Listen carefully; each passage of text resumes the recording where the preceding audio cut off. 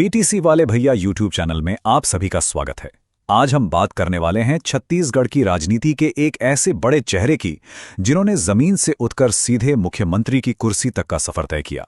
जी हां, आज कहानी होगी भूपेश बघेल की। तो चलिए बिना देर किए शुरू करते हैं उनके जीवन और राजनीति के इस दिलचस्प सफर को। तो देखिए, आज हम उनके सफर के हर पड़ाव को करीब से जानेंगे। शुरुआत करेंगे उनके शुरुआती जीवन और पढ़ाई लिखाई से, फिर देखेंगे कि राजनीति में उनका पहला कदम कैसा था और वो कैसे आगे बढ़े, उनके मुख्यमंत्री वाले कार्यकाल और जो उनका मशहूर छत्तीसगढ़ मॉडल है उस पर भी बात होगी, और आखिर में उनकी व्यक्तिगत जिंदगी और उनकी पूरी विरासत को समझने की कोशिश करेंगे। तो किसी भी कहानी को समझने के लिए उसकी शुरुआत में जाना बहुत जरूरी होता है। तो चलिए सबसे पहले चलते हैं भूपेश बघेल के बचपन और शुरुआती दिनों में। भूपेश बघेल का जन्म हुआ था 23 अगस्त 1961 को छत्तीसगढ़ के धमतरी जिले के एक छोटे से गांव कुरुद में। उनके पिता का नाम था नंद कुमार बघेल और मां का नाम था बिंदु बघेल। मतलब उनका बचपन गांव की मिट्टी और खेतों के बीच ही गुजरा, और शायद यही वजह है कि जमीन से उनका जुड़ाव इतना गहरा रहा। अब अगर उनकी पढ़ाई लिखाई की बात करें तो उन्होंने इकोनॉमिक्स में एमए किया और साथ ही कानून की डिग्री यानी एलएलबी भी की। लेकिन देखिए, उनकी पहचान के 3 पहलू हैं। वो एक राजनीतिज्ञ तो हैं ही, साथ में एक वकील भी हैं, और आप कह सकते हैं दिल से किसान भी हैं। और उनकी एक किसानी वाली पहचान उनके काम में हमेशा दिखती है। तो चलिए अब आते हैं उनके राजनीतिक सफर पर। यह जानना बड़ा दिलचस्प है कि राजनीति में उनकी एंट्री कोई अचानक नहीं हुई। वो तो अपने कॉलेज के दिनों से ही, मतलब छात्र जीवन से ही भारतीय राष्ट्रीय कांग्रेस के साथ जुड़ गए थे और काफी एक्टिव थे। ये जो टाइमलाइन आप देख रहे हैं, ये उनके राजनीतिक करियर की पूरी कहानी बताती है। देखिए, 1993 में वो पहली बार विधायक बने। फिर 1999 में जब छत्तीसगढ़ मध्य प्रदेश का हिस्सा था, तब वो वहां सरकार में मंत्री भी रहे। फिर आया 2013, जब वो छत्तीसगढ़ में विपक्ष के सबसे बड़े नेता बने। और फिर 2018 में वो ऐतिहासिक दिन आया जब उन्होंने छत्तीसगढ़ के तीसरी मुख्यमंत्री के तौर पर शपथ ली, और आज वो कांग्रेस के सबसे कद्दावर नेताओं में गिने जाते हैं। तो अब बात करते हैं उनके करियर के सबसे अहम पड़ाव की, मुख्यमंत्री के रूप में उनका कार्यकाल। 2018 में कांग्रेस को एक जबरदस्त जीत मिली थी और इसकी कमान भूपेश बघेल के ही हाथों में थी। और मुख्यमंत्री की कुर्सी संभालते ही उनका एजेंडा, उनका फोकस बिल्कुल साफ था। वो था किसान, गरीब और आदिवासी। उनकी ज्यादातर नीतियां और योजनाएं इन्हीं 3 वर्गों के आसपास घूमती रहीं। और इसी सोच के साथ उन्होंने कई बड़ी योजनाएं लॉन्च की, जैसे राजीव गांधी किसान न्याय योजना हो या गोधन न्याय योजना। इन स्कीम्स का मकसद सीधे सीधे ग्रामीण अर्थव्यवस्था को पैसा देना था।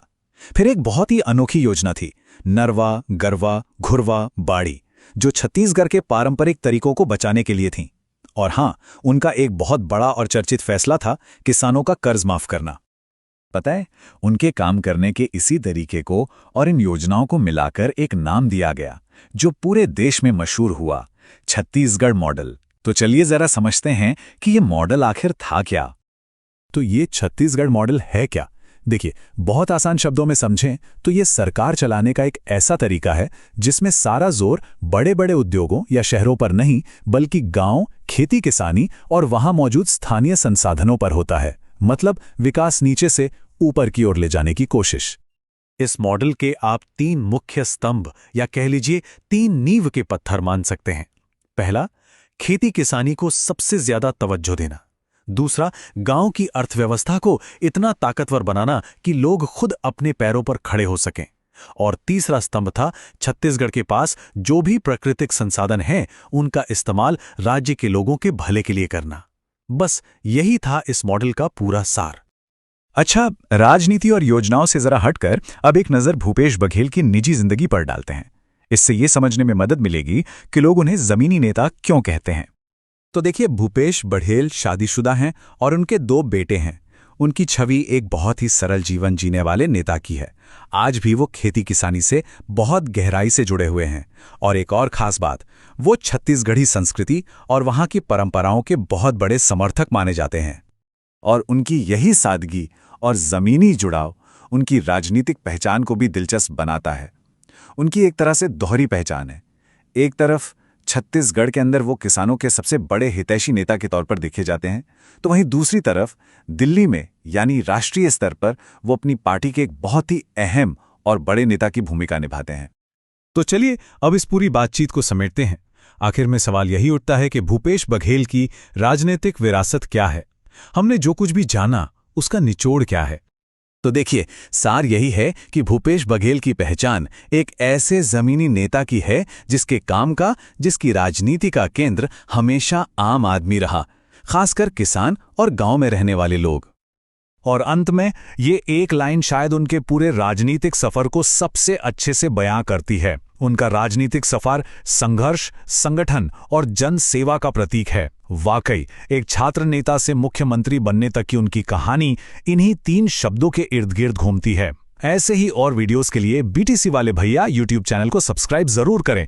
मिलते हैं अगले वीडियो में, तब तक के लिए टाटा बाय नमस्कार।